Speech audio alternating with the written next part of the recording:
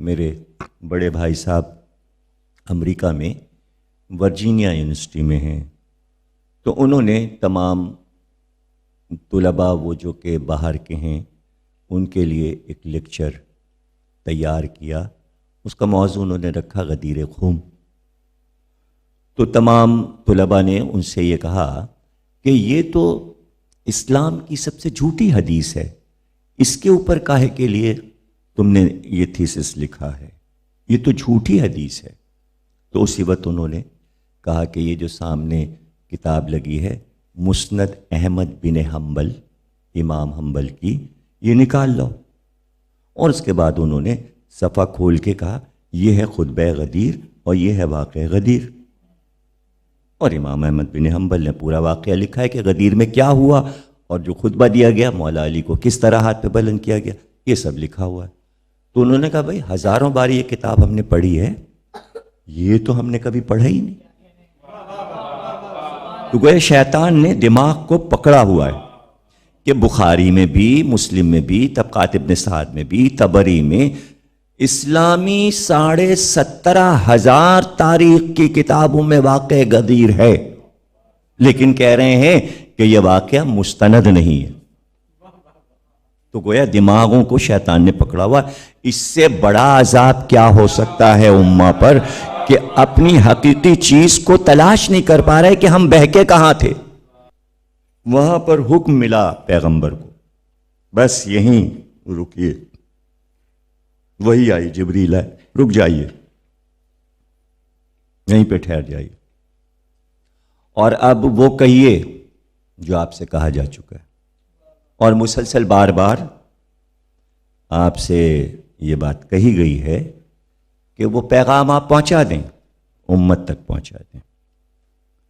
تو پیغمبر نے کہا کہ بھئی اس کام سے میں معذرت خواہ ہوں، بہتر یہ ہے کہ یہ کام مجھ سے نہ لیا جائے.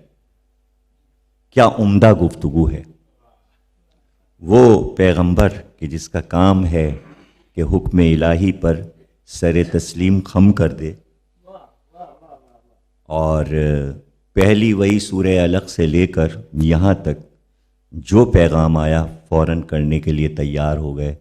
مکے کی گلیوں میں تنہائی میں پتھر کھاتے رہے، کلمہ جو ہے وہ کہتے رہے، پتھر کھاتے رہے، پڑھتے رہے اللہ ایک ہے، اللہ ایک ہے. ہر مشکل منزل میں کام کر رہے ہیں، کبھی کوئی شکوہ نہیں کہ یہ کام ہم نہیں کریں گے. لیکن اس منزل پر کہتے ہیں کہ بھائی اس سے ہمیں معذرت میں رکھا جائے. یہ بات پیغمبر نے کیوں کہی اللہ سے کہ بہتر یہ ہے کہ یہ کام ہم سے نہ لیا جائے اور یہ کام ہم سے نہ کروایا جائے. کیوں؟ تاکہ جواب آئے اور وہ جواب قرآن میں ریکارڈ ہو جائے. اور پھر جواب ریکارڈ ہوا کہ آپ کافروں سے نہ ڈریے. یہ عجیب آیت کا آخری ٹکڑا آ گیا کہ کافروں سے آپ نہ ڈریے، اس لیے کہ پورے عرب میں اس ہجری آخری سفر میں نبی کے زندگی کا آخری سال ہے نبی کا، اور چند مہینے آپ کے رخصت میں رہ گئے ہیں، اور اب پورے عرب میں ایک بھی کافر پایا جاتا ہے، نہ کوئی بت کدا پایا جاتا ہے، نہ کوئی بت پرست پایا جاتا ہے.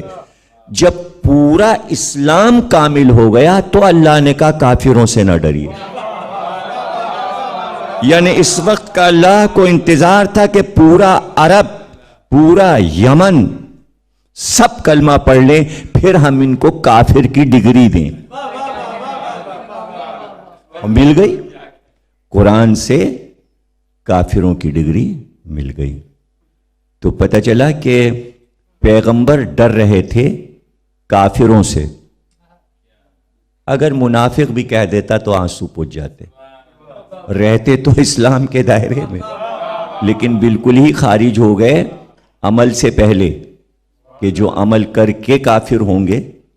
پتہ چلا کہ اس معاملے کو تلاش کرنا پڑے گا کہ غدیر کو نہ مان کر کافر ہوں گے یا ابھی غدیر کا اعلان ہی نہیں ہوا ولایت علی کا اور کافر ہو گئے. یہ تلاش کرنا پڑے گا کہ یہ کیوں حکم الہی آیا کہ آپ خوف زدہ نہ ہوں. تو پتہ چلا پیغمبر ان سے خوف زدہ تھے. خوف زدہ اس لیے تھے کہ حکم الہی کے مطابق آپ انہیں قتل نہیں کر سکتے تھے. اور واقعہ یہ بھی تاریخ کا آ گیا کہ آپ نے نام بنام نام لے کر یہ کہا کہ کاش میں فلاں فلاں فلاں ابن فلاں کو قتل کر دیتا. ہے واقعہ موجود ہے. کیوں کر دیتا؟ اس لیے کہ ابھی فلاں فلاں فلاں فلاں مجھے قتل کرنے کی کوشش کریں گے. اور ایسا بھی ہو گیا کہ راستے میں پتھر پھینکا گیا, چٹان لڑکائی گئی, ناکا الٹ جائے, اور حذیفہ جو ہیں وہ ناکے کو کھینچ رہے ہیں صحابی رسول, عمار جو ہیں ناکے کو پیچھے سے دھکا دے کے بڑھا رہے ہیں. اعلان ہو چکا گھاٹی سے کوئی نہ گزرے جب تک کہ پیغمبر کی سواری نہ گزر جائے. اور ایسے میں پتھر آیا, لڑکایا گیا. ٹین کے پیپوں میں پتھر بھرے گئے تھے تاکہ جب شور ہو تو اونٹ کا پیر بہک جائے اور وہ نیچے وادی میں گر جائے میں پیغمبر کے, اور پیغمبر کا خاتمہ ہو جائے. اب آپ ایسے بہت سے واقعے ہیں کہ جو آپ کہہ دیں کہ یہ غلط ہے, لیکن لفظ رکھ دیا گیا صحیح بخاری. اب غلط کیسے ہو جب آپ نے نام ہی رکھ دیا کہ بس یہ صحیح ہے تو اس کی ہر چیز صحیح ہے. تو اب اس صحیح میں تلاش کرنا کیا مشکل ہے کہ حذیفہ بعد پیغمبر ایک ہی چیز پہ مامور تھے کہ مصلی نماز پڑھ کے کونے میں چٹائی ڈال کے بیٹھ گئے, بیٹھے ہوئے. اور اب پورا واقعہ یوں ہے کہ مدینے میں خبر آئی فلاں آدمی مر گیا, فلاں آدمی مر گیا, فلاں آدمی مر گیا.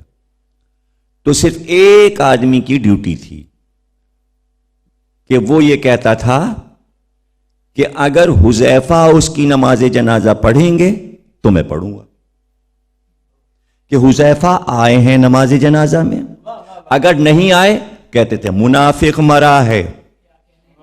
کل اتنا کام حذیفہ کا تھا. آخری آدمی 14 آدمی تھے تو ان 14 میں 13 تو پہچانے گئے, ایک رہ گیا. حذیفہ یہ بتاؤ کہ وہ جب پتھر پھینکا گیا تھا پہاڑی سے پیغمبر کو قتل کرنے کے لیے تو بجلی چمکی تھی, اور اس وقت پیغمبر نے یہ کہا تھا کہ حذیفہ تم نے سب کے چہرے پہچان لیے. تو حذیفہ تم نے نام بنام سب کو پہچان لیا تھا, سب کے چہرے دیکھے تھے. یہ بتاؤ اس وقت جب چہرے تم دیکھ رہے تھے اس میں تو نہیں نظر آیا تھا. یہ ہے صحیح بخاری, یہ ہے صحیح بخاری. اچھا اب اسے کیا کہتے ہیں؟ اسے کہتے ہیں زج کر دینا, یعنی کسی انسان کی خاموشی خود بولنے پہ مجبور کر دے. آخر میں وہ دن بھی آیا. اب یہ بات سمجھ میں نہیں آتی کہ یہ واقعہ بخاری نے لکھا کیوں, یہ میرے سمجھ میں یہ بات نہیں آتی. تو اب یہ بات طے ہے کہ کچھ لوگ پیغمبر کو قتل کر دینا چاہتے تھے. تو یہ بات تو پیغمبر کو معلوم ہے کہ ابھی میرے قتل کے لیے ایک اقدام کیا جائے گا. تو جو پیغمبر کو قتل کرنا چاہے کیا وہ امتی ہو سکتا ہے؟ تو اللہ اس کو کیسے یاد کرے گا؟ کہے گا کافرین سے مت ڈریے. تو اس کے معنی یہ کہ کوئی پلان بنا ہے, اس میں کوئی کام ہوا ہے, اور وہ کام یہ ہوا کہ بھائی علی کے لیے یہ اعلان کریں گے اور کہیں گے کہ میرے بعد میرا حاکم جانشین جو ہوگا وہ علی ہوگا. لیکن ہم سب یہ طے کرتے ہیں کہ ہم علی تک اس منصب کو نہیں جانے دیں گے.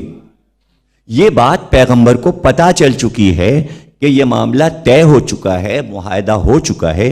اگر آپ غور سے پڑھیں خطبہ غدیر کو تو غور سے پڑھیے گا تو اس میں ایک لفظ پیغمبر نے کہا ہے خطبہ غدیر میں کہ ہم صاحبان صحیفہ کو پہچانتے ہیں. یعنی جنہوں نے ایک دستاویز لکھی ہے کہ ہم علی کو خلیفہ نہیں بننے دیں گے. یہ غدیر خم کے خطبے میں آپ نے فرمایا، ہم سب کو جانتے ہیں. تو ان سے ڈر رہے تھے پیغمبر کہ کہیں یہ ہنگامہ نہ کر دیں جلسے میں اور ہم اعلان نہ کر پائیں. دیکھیے ہمیشہ غور کیجئے گا اس پر کہ ایک چھوٹا سا لیکچر بھی اگر ہو رہا ہو اور بیچ میں ہنگامہ ہو جائے، ایک آدمی اٹھ کر شور کر دے تو پورا مجمع ڈسٹرب ہو جائے گا، تو بات ادھوری رہ جائے گی. ایک آدمی کھیل بگاڑ دیتا ہے. اب اس کی میں آپ کو مثال دے دوں، جسے کہتے ہیں نہج البلاغہ میں خطبہ شخشقیہ. مولا علی خطبہ دے رہے تھے اور کیا خوبصورت خطبہ جا رہا تھا کہ ایسے میں ایک آدمی اٹھا اور وہ مولا سے کوئی بات پوچھنے لگا. خطبہ رک گیا. عبداللہ ابن عباس کہنے لگے وہیں سے شروع کیجئے. مولا نے کہا اب نہیں شروع ہو سکتا، وہ تو ایک دھارا تھا جو بہہ رہا تھا، کوئی بنا ہوا خطبہ نہیں تھا. اس لیے ایک فلو جو تقریر کا ہوتا ہے وہ جاری ہوتا ہے، بنائی ہوئی تقریر نہیں ہوتی ہے. لیکن اگر کوئی اٹھ جائے اور شور کر دے تو اب وہیں پہ بات رک جائے گی، معاملہ ادھورا رہ جائے گا. تو خطرہ یہ نہیں تھا کہ پیغمبر ڈر رہے تھے.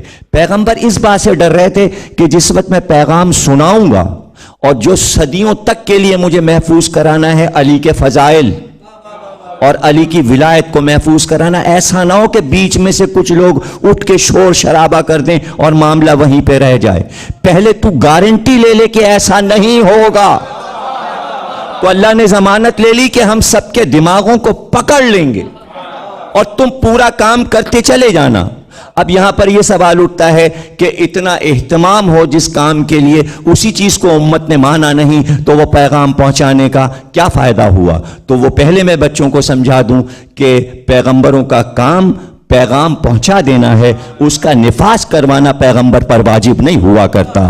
اسی لیے ہر پیغمبر یہ آیت پڑھ کے گیا ہے دنیا سے، جو آیت آپ کو زبانی یاد ہوگی کہ جو مولوی تقریر کرنے کے بعد اس آیت پہ اپنی تقریر کو ختم کرتا ہے، وَمَا عَلَيْنَا إِلَّا الْبَلَاغُ الْمُبِينُ. اس آیت کا ترجمہ یہ، ہم کو جو پہنچانا تھا ہم پہنچا چکے، مانو یا نہ مانو یہ تمہارا کام ہے. یہ اس آیت کا ترجمہ ہے بلاغ. بلاغ کہتے ہیں بلغ کو، یا ایھا الرسول بلغ ما انزل الیک من ربک.